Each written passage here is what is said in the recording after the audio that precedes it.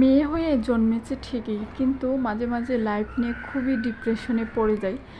কারণ আসলেই মানে এত পড়াশোনা করে কি করলাম জীবনে, এরকম একটা সিচুয়েশনের মধ্যে সবাই পড়ে, মেয়ে ছেলে না। তার মধ্যে মেয়েরা বেশিরভাগ, যখন মেয়েদের বিয়ে শাদী হয়ে যায় তখন মেয়েদের এই চিন্তাভাবনা আরও বেশি হয়।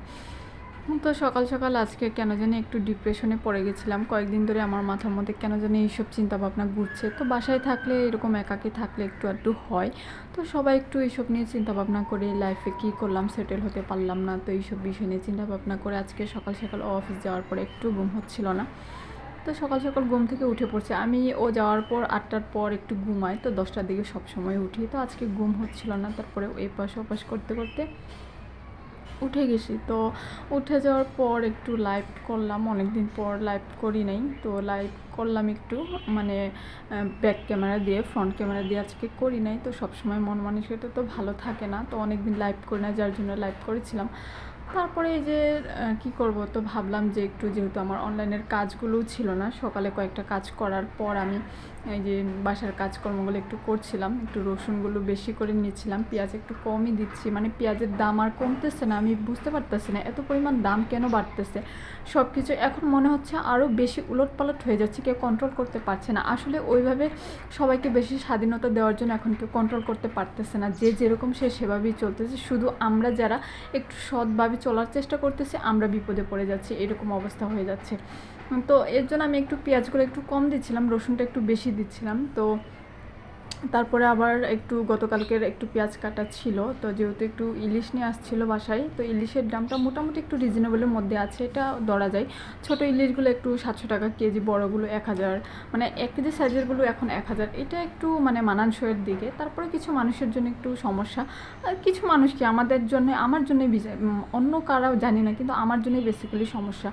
কারণ গরিব নিম্নবিত্ত যাই হোক, এটা তো আমাদের দেশে হয় ভাই, তাহলে এত পরিমাণ কেন দাম হবে? জাতীয় ইলিশ বলে কি এত দাম থাকবে?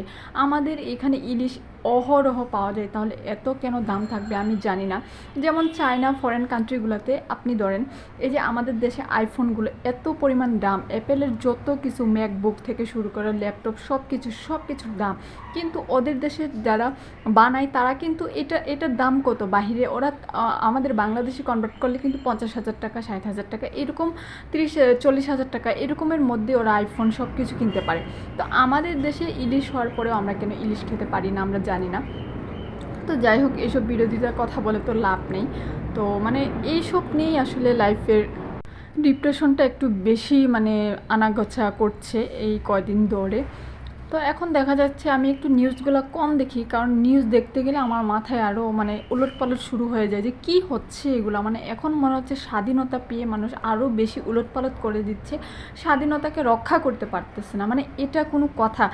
এক একজন মানে নিজে থেকে পদত্যাগ করতেছে, ওকে দোষারোপ করতেছে, ওকে দোষারোপ করতেছে, বা এভাবে হলে তো হবে না। এটা নিলে দেখে তো আরও মানুষ হাসাহাসি বেশি করবে, বিরোধী যারা তারা তো আরও বেশি মজা নিচ্ছে। ইভেন দেখা যাচ্ছে যে মুরব্বী, মানে এসব কথা আর বলতেই ভালো লাগে না, এখানে বলে প্রতিবাদ করেও কোনো লাভ হবে না। তো যাই হোক, নিজের লাইফ নিয়ে ডিপ্রেশনে পড়তে পড়তে অবস্থা খারাপ। তো আমি মাঝে মাঝে চিন্তা করি কী করলাম জীবনে, এই পড়াশোনা না করে যদি ছোট থেকে আমার মনে হয় যে অনেক কিছু করতাম তাহলেই ভালো হতো। যে পড়াশোনার পিছনে যে টাকা পয়সাগুলো গেছে, এগুলো মনে করেন অলংকার বানাতাম বা ধন সম্পদ করতাম, তাও ভালো হতো। ভাই, শুধু প্রাইভেট ভার্সিটিতে পড়লেই যে টাকা শেষ হয় সেটা না, আমাদের ন্যাশনাল ভার্সিটিগুলো এত পরিমাণ টাকা দিতে হয়। তো স্কুল থেকে সরকারিতে তো সবাই তো আর সরকারিতে চান্স পায় না, ডাবিতে জাবিতে সবাই চান্স পেলে তো হতোই, তাহলে তো আর এই দশা দেখতে হতো না, তাই না?